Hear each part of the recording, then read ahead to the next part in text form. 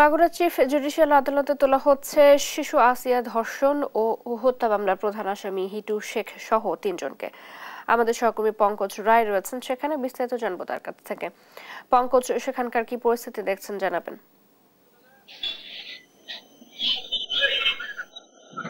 আমি এখন আছি মাগুরা জেলা দায়রা জজ প্রাঙ্গণে। আজ 23শে এপ্রিল মাগুরা চাঞ্চল্যকর আসিয়া ধর্ষণ ও হত্যা মামলার আজকে চার্জ গঠনের শুনানির দিন ধার্য ছিল। আজকে এই চার্জ শুনানির গঠনের দিনে আজকে সকাল 9টার দিকে হিটু শেখ সহ অন্যান্য যে আসামিদের এদেরকে চিফ জুডিশিয়াল প্রাঙ্গণ আদালতে এদেরকে কাস্টডিতে রাখা হয় এবং তার পরিবর্তে সকাল 10টার দিকে এম.এ. জাহেদ বিচারক জেলা দায়রা জজ তার নারী ও শিশু নির্যাতন আদালতে তাদেরকে নিয়ে আগামী চার্জ গঠনের শুনানি অনুষ্ঠিত হয় এবং আগামী 27শে এপ্রিল তাদের সাক্ষ্য গ্রহণের দিন ধার্য করা হয়।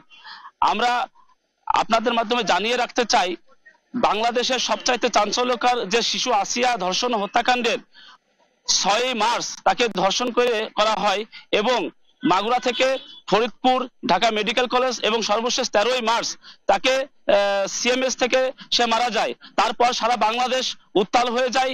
এরই পরিপ্রেক্ষিতে আসিয়ার এই শাস্তি দাবিতে সারা বাংলাদেশ যখন উত্তাল, তখন বাংলাদেশ আইন মন্ত্রণালয় তাদের আইন পুনর্গঠন করে চার্জ গঠনের 90 দিনের মাঝেই এর রায় প্রদান করা হবে মর্মে খুব দ্রুত সময়ের মধ্য দিয়ে তাদের বিচারিক কাজ শুরু হয়েছে। এদিকে আমরা এহসানুল নামে একজন আইন মন্ত্রণালয় এবং স্বরাষ্ট্র মন্ত্রণালয়ের নিয়োগকৃত একজন অ্যাডভোকেট আজকে মাগুরার আসিয়ার শুনানি কার্যে অংশগ্রহণ করেন। সবশেষ এদিকে এই ছিল আমাদের কাছে আসিয়া হত্যাকাণ্ডের শুনানি, চার্জ গঠন শুনানির সবশেষ তথ্য। পঙ্কজ, ধন্যবাদ আপনাকে।